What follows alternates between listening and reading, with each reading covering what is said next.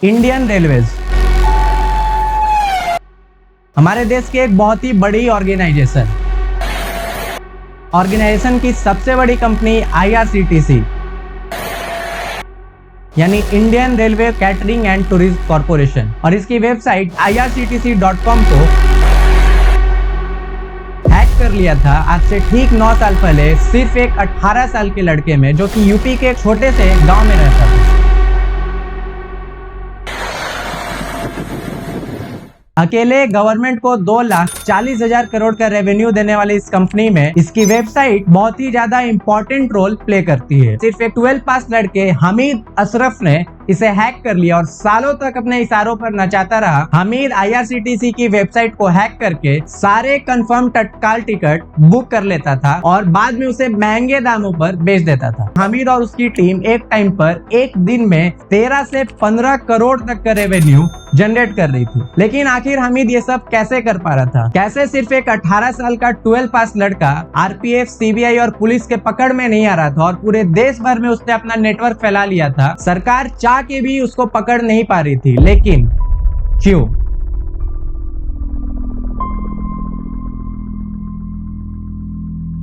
हमीद अशरफ का जन्म 1998 में यूपी के एक डिस्ट्रिक्ट के छोटे से शहर कप्तानगंज में जमीरुल उल हसन उर्फ लल्ला नाम के एक इंसान के घर हुआ था। पैसे से लल्ला एक मामूली सा दुकानदार था। हमीद की शुरुआती पढ़ाई मदरसे से हुई और उसके बाद उसने अपने ही शहर से किसी दूसरे स्कूल से 12th पास किया और उसके बाद उसने ITI में एडमिशन ले लिया। हमीद का बचपन से ही कंप्यूटर में थोड़ा ज्यादा इंटरेस्ट था। कंप्यूटर प्रोग्रामिंग और सॉफ्टवेयर इंजीनियरिंग सीखने के लिए हमीद 2010 में मुंबई चला जाता है, जहां पर उसने एक इंस्टीट्यूट में एडमिशन लिया और वहां कोडिंग सीखी और फिर बाद में हैकिंग का भी कोर्स किया था। उसके बाद हमीद वापस अपने शहर आ जाता है और 2012 से 2013 तक वहीं पर वो किसी स्टॉक मार्केट में जुड़े किसी ब्रोकर के साथ काम करता है, जहां पर उसकी मुलाकात मोइन उल हक उर्फ लल्लू से होती है। हमीद लल्लू से टी सिस्टम नाम का एक सॉफ्टवेयर खरीदता है 2013 में। यह सॉफ्टवेयर टिकट बुकिंग के लिए यूज होता था। 2 से 3 महीने चलने के बाद ये सॉफ्टवेयर बंद हो जाता है। उसके बाद 2014 में विकी नाम के एक इंसान से हमीद थंडरवर्ल्ड नाम का एक सॉफ्टवेयर खरीदता है। इस सॉफ्टवेयर का भी यूज टिकट बुकिंग के लिए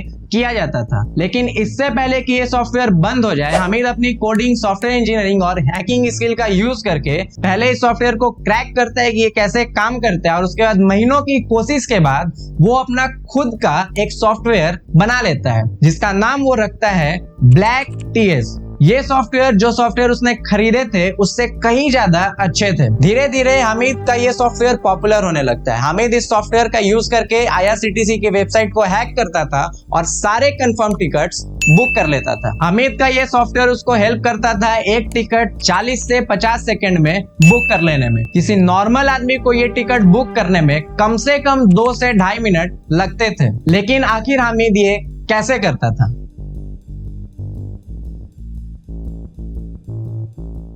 होता क्या था कि जैसे ही सुबह 10 बजे IRCTC की वेबसाइट खुलती थी तत्काल टिकट बुकिंग के लिए, हमीद उसमें अपना एक बनाया हुआ एक स्क्रिप्ट इंजेक्ट कर देता था अपने सॉफ्टवेयर के हेल्प से। स्क्रिप्ट इंजेक्ट करने के बाद IRCTC की वेबसाइट बिल्कुल हमीद के इशारों पर चलती है। वो जैसे उसे चलाना चाहता बिल्कुल वैसे ही चलती थी। ऐसा क्रॉस साइट स्क्रिप्टिंग मेथड का यूज करके किया जा सकता है। क्रॉस साइट स्क्रिप्टिंग मेथड क्या है और इसके अलावा और 6 तरीके के हैकिंग मेथड मैंने पिछले वीडियो में बताए थे। अगर आपको जानने में इंटरेस्ट है तो आप यहाँ आई बटन पे क्लिक करके देख सकते हो इस वीडियो के बाद। तो जैसे ही हमीद वेबसाइट को हैक कर लेता था, सबसे पहले वो क्या करता था कि जो वेबसाइट 10 बजे खुलनी है नॉर्मल पब्लिक के लिए, वो उस वेबसाइट को 10:02 पे यानी 2 मिनट डिले के साथ खोलता था नॉर्मल पब्लिक के लिए, क्योंकि उसको एक टिकट बुक करने में 40 से 50 सेकंड लगते थे और उसकी एक पूरी टीम थी, वो बहुत सारे टिकट इस बीच ही बुक कर लेता था। उसके बाद भी जब 2 मिनट बाद नॉर्मल यूजर्स के लिए वेबसाइट खुलती थी, पेमेंट कंप्लीट नहीं हो पाती थी। नॉर्मल यूजर जब अपना फॉर्म भरने के बाद पेमेंट करने जाता था,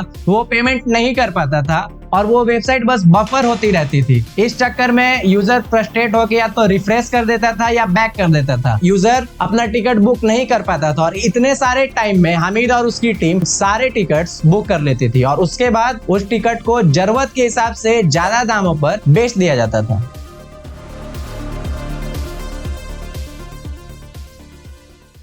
हमीद का यह सॉफ्टवेयर और उसकी मेहनत दोनों अपना रंग दिखा रहे थे। हमीद पैसा तो कमा ही रहा था, साथ ही साथ वो नाम भी कमाने लगा था। आसपास के जगहों पर, शहरों में सब जगह एक खबर फैल गई थी, 18 साल का एक लड़का है जिसके पास एक ऐसा सॉफ्टवेयर है जो सिर्फ कुछ सेकंड्स में एक कंफर्म टिकट बुक कर सकता है। और जैसे जैसे बात फैलती गई, हमीद ने अपना सॉफ्टवेयर भी बेचना शुरू कर दिया। तो अब टिकट बुक करके तो वो बेचता ही था, साथ ही साथ अपना बनाया हुआ सॉफ्टवेयर भी बेच रहा था, जिसका मतलब ये था कि अब उसका सॉफ्टवेयर यूज करके और भी जो बहुत सारे एजेंट्स थे वो कंफर्म टिकट बुक करके महंगे दामों पर बेच सकते थे। और इसका डायरेक्ट असर पड़ रहा था हम नॉर्मल यूजर्स को।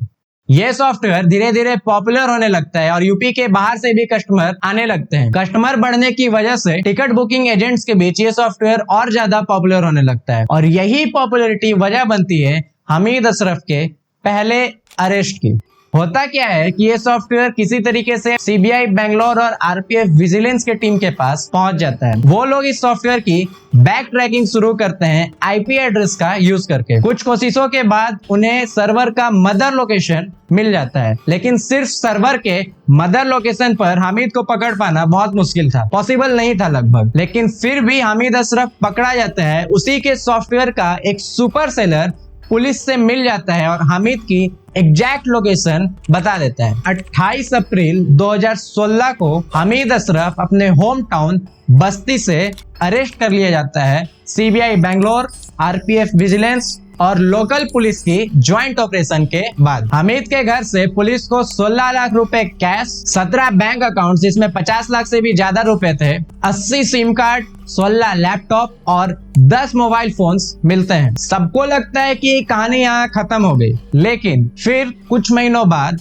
हमीद बेल पर बाहर आ जाता है जेल से और उसके बाद वो सीधा नेपाल भाग जाता है। कुछ महीनों नेपाल में बिताने के बाद वो वहां से दुबई भाग जाता है। दुबई जाने के बाद हमीद फिर कभी इंडिया नहीं आता है। दुबई से वापस भी आता है तो वो नेपाल में ही रहता था और फिर वहां से वापस दुबई चला जाता था। कुछ महीनों तक शांत रहने के बाद हमीद की टीम फिर से एक्टिव हो जाती है। इस बीच उसने एक नया सॉफ्टवेयर भी तैयार कर लिया था जिसका नाम उसने रखा था रेड मिर्ची। ये सॉफ्टवेयर भी बहुत ही कम टाइम में पूरे देश भर में एजेंट्स के बीच पॉपुलर हो जाता है। इसका कारण ये था कि ये सॉफ्टवेयर पहले से बहुत ज्यादा सेफ था। सिर्फ 40 से 50 सेकंड में एक टिकट बुक कर सकता था, ओटीपी वेरिफिकेशन को बाईपास किया जा सकता था, कैप्चा वेरिफिकेशन को बाईपास किया जा सकता था और सिर्फ एक कंप्यूटर पर यह सॉफ्टवेयर 500 आईपी एड्रेस जनरेट कर सकता था, जिससे कि पुलिस को एजेंट्स को पकड़ पाना लगभग नेक्स्ट टू इम्पॉसिबल था आईपी एड्रेस को ट्रैक करके। और इस सॉफ्टवेयर की पॉपुलैरिटी की वजह से बाद में इस सॉफ्टवेयर का नाम बदलकर ANMS रख दिया जाता है और हमीद इसे भी बेचना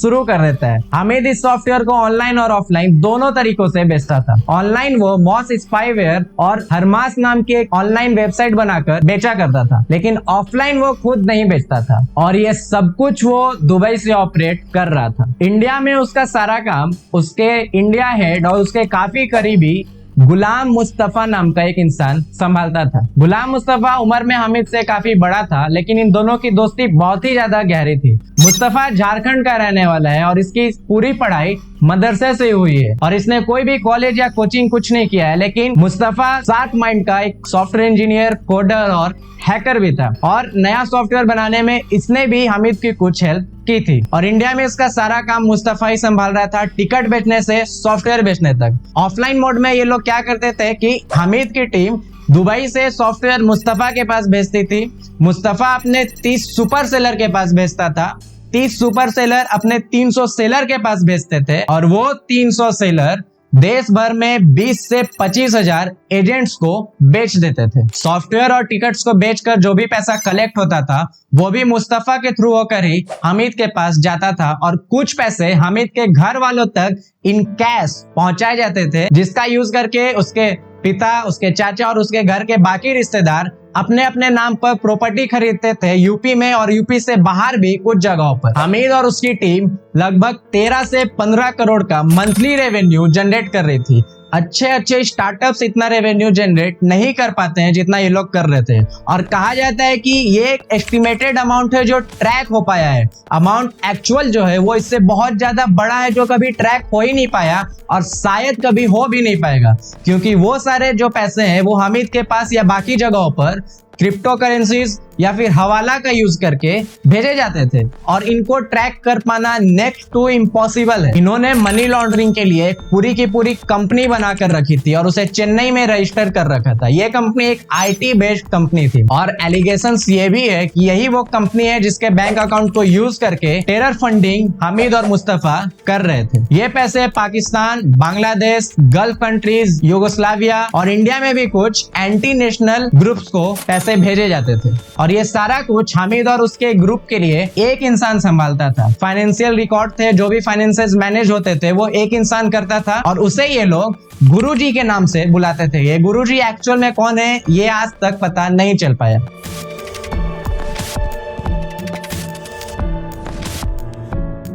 सब कुछ सही चल रहा था। हामिद और उसकी गैंग ढेर सारा पैसा कमा रहे थे। सारे पैसे जहां पहुंचने चाहिए सही सलामत पहुंच भी जा रहे थे। ये लोग किसी की नजर में भी नहीं आ रहे थे और सारे के सारे लोग एक लग्जरी लेविश लाइफ स्टाइल जी रहे थे। लेकिन फिर तभी अचानक 3 साल बाद साल 2020 में कुछ ऐसा होता है जिसने समझो हामिद के गैंग को हमेशा हमेशा के लिए खत्म कर दिया। अगर वो इंसिडेंट नहीं होता तो आज भी शायद वो लोग उसी स्पीड से एक्टिव रहते और पैसे कमा रहे होते। और ये सब कुछ होता है सिर्फ और सिर्फ एक लड़की की वजह से, औरत का चक्कर। गुलाम मुस्तफा हामिद के गैंग का इंडिया हेड, एक लग्जरी और लेविश लाइफ स्टाइल वो इंडिया में ही जी रहा था। पुलिस चाह के भी उसको नहीं पहुंच पा रही थी, ना ही विजिलेंस की टीम उसे खोज पा रही थी। वो वांटेड लिस्ट में था दोनों के, किसी को नहीं पता है कि वो कहाँ रहता था और सब कुछ अच्छे से ऑपरेट कर रहा था। लेकिन फिर तभी अचानक मुस्तफा की जिंदगी में एक लड़की आती है। वो लड़की मुस्तफा से कांटेक्ट करती है और बोलती है कि उसे एक जॉब चाहिए जो कि उसे अच्छे पैसे कमाकर दे सके। लड़की को सिर्फ जॉब चाहिए था, लेकिन मुस्तफा उसे अपना दिल दे बैठता है और ये जानते हुए भी कि वो CBI के, विजिलेंस के और पुलिस के वांटेड लिस्ट में है और ये सब लोग उसको खोज रहे हैं, उस पे केस चल रहा है। वो अपने हाइडआउट से बाहर आकर लड़की से मिलने को तैयार हो जाता है। मुस्तफा लड़की को एक डेट, लोकेशन और टाइम देता है मिलने के लिए। उस दिन मुस्तफा खुद वहां पहुंच जाता है पर लड़की नहीं आती है, लेकिन पुलिस वहां जरूर आ जाती है और मुस्तफा फाइनली अरेस्ट हो जाता है, क्योंकि ये एक हनी ट्रैप था जो RPF ने मिलकर लड़की के साथ बनाया था। होता क्या है कि जैसे ही इस लड़की और मुस्तफा की नजदीकी बढ़ती है, किसी तरीके से ये बात RPF के जासूसों को पता लग जाती है, क्योंकि वो लोग इसके पीछे पड़े हुए थे। RPF वाले किसी तरीके से इस लड़की का पता कर इसका नंबर निकालते हैं और इससे कांटेक्ट करते हैं। कांटेक्ट करने के बाद ये लोग इससे हेल्प मांगते हैं, मुस्तफा के बारे में सब कुछ बताते हैं और बोलते हैं कि इसको पकड़वाने में तुम हमारी मदद करो। हो सकता है उसे इसके लिए पैसे ऑफर किए गए हों, पर वो लड़की इसके लिए मान जाती है। और फाइनली 35 साल का गुलाम मुस्तफा, जिसकी तलाश पुलिस को पिछले 2 साल से थी, वो 8 जनवरी 2020 को भुवनेश्वर में अरेस्ट हो जाता है। अरेस्ट होने के बाद मुस्तफा को ED, CBI, Karnataka police, RPF और विजिलेंस की टीम लगातार 10 दिन तक इंटेरोगेट करती है। मुस्तफा और उसकी टीम के पास से SBI में 2400 bank account, 600 bank account rural banks में 563 यानी 563 IRCTC की ID मिलती है। पुलिस को मुस्तफा के लैपटॉप से एक और चीज मिलती है, क्या कर रहे थे उसका पता नहीं, लेकिन वो थी नासा के एक सैटेलाइट का इंफॉर्मेशन जो कि उसने चुरा लिया था। इसके साथ ही साथ मुस्तफा के लैपटॉप पर सेंट्रल गवर्नमेंट के बहुत सारे एजेंसीज के ढेर सारे डिटेल्स मिलते हैं। कई सारे पाकिस्तानी हैकिंग सॉफ्टवेयर मिलते हैं, अलग अलग तरीके के और सॉफ्टवेयर, अलग अलग लोगों के नंबर जो कि पाकिस्तान, बांग्लादेश और गल्फ कंट्रीज के थे। और मुस्तफा के पास से ये जो डिटेल्स मिलते हैं, जैसे अलग अलग गवर्नमेंट बॉडीज की ढेर सारी डिटेल्स, एक ऐसी सैटेलाइट की डिटेल जिसका यूज करके कितनी भी दूर से क्लियर HD पिक्चर कैप्चर की जा सकती थी। अब ये सारी चीजें टिकट बेचने के लिए तो यूज नहीं होती हैं। ये लोग इसका क्या कर रहे थे, क्या करने वाले थे, ये तो आज तक पता नहीं चल पाया, ये लोग ही जाने। लेकिन 2019 में यूपी में गोंडा डिस्ट्रिक्ट में एक बॉम्ब ब्लास्ट होता है एक स्कूल में, जिसके बाद हामिद अशरफ पर ये एलिगेशंस लगाए गए थे कि ये भी उसमें मिला हुआ है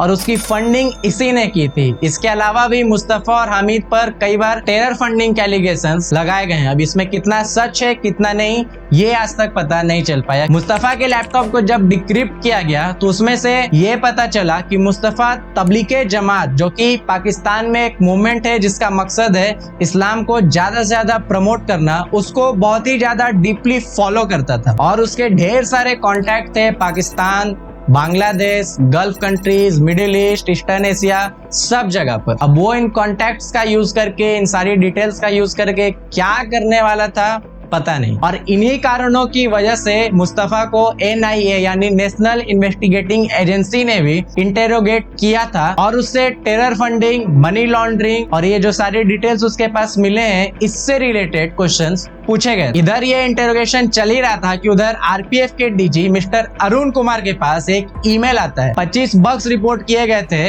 जिसका यूज करके IRCTC को हैक किया जा सकता है और साथ में ये लिखा हुआ था कि अगर आप मुझे 2 लाख रुपए महीने देते हो तो मैं लाइफ टाइम गारंटी लेता हूं कि दोबारा IRCTC के वेबसाइट को कोई कभी हैक नहीं कर पाएगा। 2, 4, 5 लोगों को पकड़ने से कुछ नहीं होगा, कल को फिर कोई नया हैकर आएगा और उसको एक्सप्लॉइट कर जाएगा।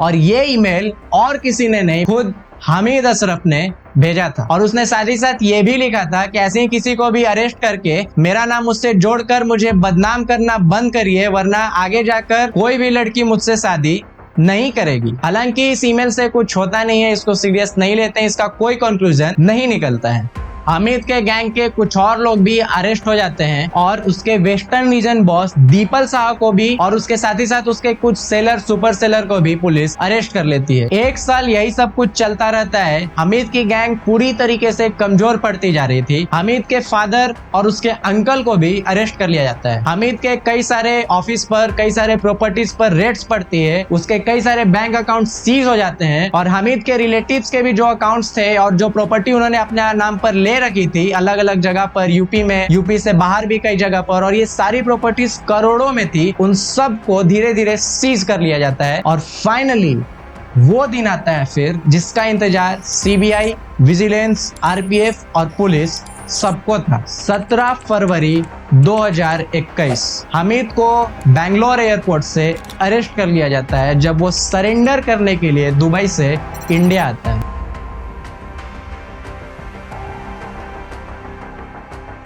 हामिद पर आज तक जितने भी केस रजिस्टर हुए थे वो सारे अभी भी एक्टिव है। उसमें से एक गोंडा स्कूल ब्लास्ट वाला भी है, उसे बेल नहीं मिल पाई दोबारा और वो आज भी जेल में है। मुस्तफा पर भी जितने केस हुए थे वो भी चल रहे हैं, उसे भी बेल नहीं मिली है, वो भी जेल में है और शायद ये लोग जेल से बाहर कभी आ भी ना पाए। टिकट बुकिंग तक तो ठीक था, नॉर्मल कस्टमर को थोड़ा प्रॉब्लम होता था, लेकिन फिर भी चलो ठीक है, ये भी क्राइम है लेकिन एक हद तक जस्टिफाइड है। पर एंटी नेशनल एलिमेंट्स को फंडिंग करना, टेरर फंडिंग करना, ये किसी भी तरीके से जस्टिफाइड नहीं है। इन्हीं कारणों की वजह से शायद ये लोग कभी अब जेल से बाहर नहीं आ पाएंगे। करेंगे भी क्या ये लोग बाहर आकर? ऐसे लोगों को बाहर नहीं आना चाहिए क्योंकि आदमी के लक्षण नहीं बदलते हैं। एक बार अगर आप मोटा पैसा कमाना शुरू कर दो फिर आप कम पैसों में एडजस्ट नहीं कर पाओगे। उनके घर वालों का पता नहीं उनके साथ क्या हुआ, लेकिन जितनी भी प्रॉपर्टीज हामिद की सीज हुई थी वो सारी आज तक सीज है, सारे बैंक अकाउंट्स आज तक सीज है। 1 साल पहले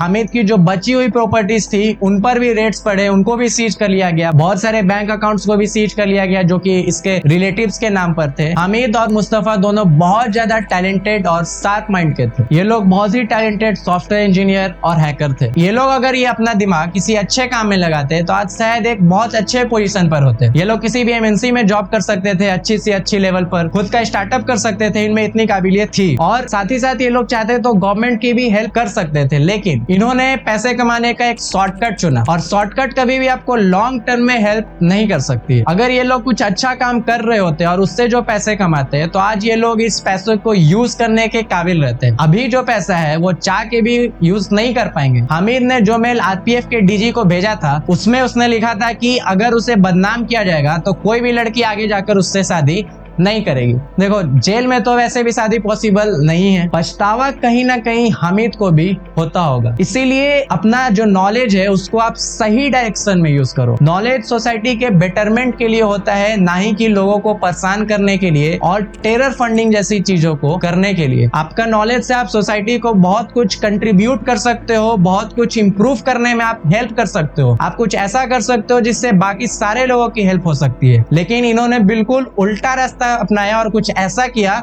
जिससे सभी लोगों को बस परेशानी हुई। गलती यहाँ पर बैंक की भी है। बैंक वालों को एक बार ये देखना तो जरूर था कि 18 साल के लड़के के अकाउंट में 50 लाख रुपए कहां से आ रहे हैं, लेकिन इस पे उन्होंने कोई सवाल नहीं उठाया। गलती हमारी भी है एज ए सोसाइटी। हम भी इन सारी चीजों पर कंप्लेन नहीं करते हैं, बल्कि इन्हें कहीं ना कहीं किसी ना किसी इनडायरेक्ट तरीके से प्रमोट करते हैं। अगर हमारा भी काम नहीं होता है तो हम सोचते हैं कि कुछ पैसे एक्स्ट्रा दे दें, लेकिन हमारा काम हो जाए। उसके बाद जो सबसे बड़ी गलती है वो है गवर्नमेंट की। देश की इतनी इंपॉर्टेंट चीज IRCTC, इतना बड़ा नेटवर्क है। रोडवेज के बाद जो सबसे बड़ा नेटवर्क है वो है रेलवेज का। अब ऑफलाइन तो टिकट काउंटर पे कोई नहीं जा रहा है, सब कोई ऑनलाइन ही कर रहा है। तो गवर्नमेंट को इस पर अच्छे से ध्यान देना था और एक अच्छी सिक्योर वेबसाइट बनानी चाहिए थी। इतना सब कुछ होता ही नहीं अगर गवर्नमेंट ने इस पर ध्यान दिया होता। एक मामूली से 18 साल के लड़के ने IRCTC को हैक कर लिया और इतने सालों तक अपनी उंगली पर नचाता रहता है। ऑफ कोर्स सोसाइटी को लूट कर अपनी जेब भरने वाले लोग वहां भी हैं। जो पैसा गवर्नमेंट बॉडीज की बेटरमेंट में जाना चाहिए वो लोगों के घर और गाड़ी के बेटरमेंट में जा रहा है, तो यही होगा। लेकिन फिर भी कुछ थोड़ा सा ध्यान देना चाहिए था। आज भी IRCTC की वेबसाइट बहुत स्लो है, बहुत लैग करती है। गवर्नमेंट चाहे तो उसे सुधार सकती है, पर ये लोग क्यों नहीं सुधारते हैं पता नहीं। इसके अलावा आज भी गवर्नमेंट की बहुत सारी वेबसाइट आपको मिल जाएगी जिसपे थोड़ा सा अगर ट्रैफिक बढ़ जाए तो वो क्रैश कर जाता है। आपको अगर थोड़ा हैकिंग नॉलेज है तो आप उसको हैक कर सकते हो, क्योंकि देखो हैक तो कुछ भी किया जा सकता है। फोन, कंप्यूटर, इनफैक्ट आजकल कार में भी IoT यूज हो रहा है तो उसको भी लोग हैक कर ले रहे हैं। सोशल मीडिया, वाईफाई हैकिंग, कुछ भी। और हाँ, मैं ये नहीं बोलूंगा आपको कि आप लाइक करो, शेयर करो और सब्सक्राइब करो, वो आपके ऊपर है। वीडियो पसंद आया तो कर दो, लेकिन कमेंट करके बस एक चीज बताना कि इस तरीके की स्टोरीज वाली वीडियो जो कि हैकिंग और इंटरनेट मिस्ट्रीज और अलग चीजों से जुड़ी हुई है टेक में, उस पे और वीडियोस चाहिए या फिर नहीं। ये आपको वीडियो पसंद आया या फिर नहीं। सोशल मीडिया और वाईफाई दोनों के ऊपर मैंने एक पूरा प्रॉपर वीडियो भी बनाया हुआ है। तो सोशल मीडिया हैकिंग के बारे में जानना है तो आप ये वाली वीडियो देखो, और वाईफाई हैकिंग के बारे में जानना है तो आप ये वाली वीडियो देखो। तो आज के लिए इतना ही, हम मिलते हैं अगले वीडियो में।